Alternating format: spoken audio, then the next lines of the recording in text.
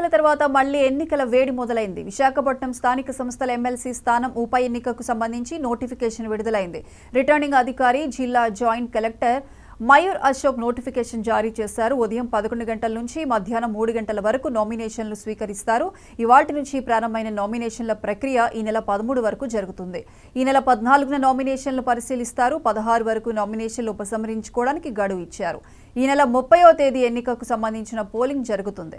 MLC ఎన్నికకు 838 ఓట్లతో అధికారులు జాబితాను రెడీ చేశారు. ఎమ్మెల్సీ ఉప ఎన్నికల క్రమంలో విశాఖపట్నంలో ఎన్నికల కోడ్ అమల్లో ఉంది.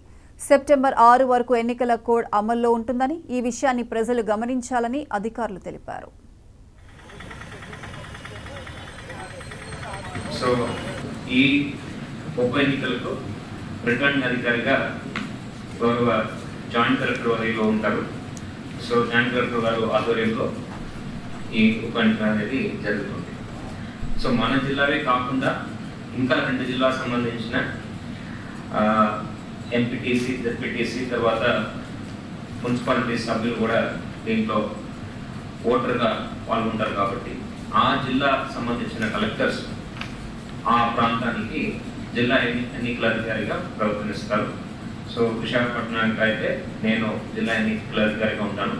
మొత్తం 3 జిల్లా కలిపి కూడా జాయింట్ కలెక్టర్ గారు ఆరోగ్యంగా ఉంటారు. సో నోటిఫికేషన్ గురించి ఇప్పుడే చెప్పిన అనౌన్స్మెంట్ 30వ తారీఖే వచ్చింది. 30వ తారీఖు నుంచి మనకి మోడల్ కోడ్ ఆఫ్ కాండక్ట్ అనేది అమల్లో ఉంది. నోటిఫికేషన్ అయితే రేపు జారీ చేయడం జరుగుతుంది. ఫస్ట్ కమిషన్ వారు గెస్ట్ నోటిఫికేషన్ ఇస్తారు. ఇమీడియట్గా మనం కూడా ఇక్కడ గెస్ట్ నోటిఫికేషన్ అనేది ఇవ్వడం జరుగుతుంది. సో రేపటి నుంచి 13వ తారీఖు దాకా నామినేషన్ స్వీకరణ ఉంటుంది. 14వ తారీఖు నామినేషన్ స్క్రూటినీ ప్రక్రియ జరుగుతుంది. స్క్రూటినీ సమయంలో అన్ని విధంగా ఆ నామినేషన్ కరెక్ట్గా ఉంటే ఆ నామినేషన్స్ని యాక్సెప్ట్ చేయడం జరుగుతుంది. లేకపోతే కారణంతో సగా మీకు చెప్తూ నామినేషన్స్ని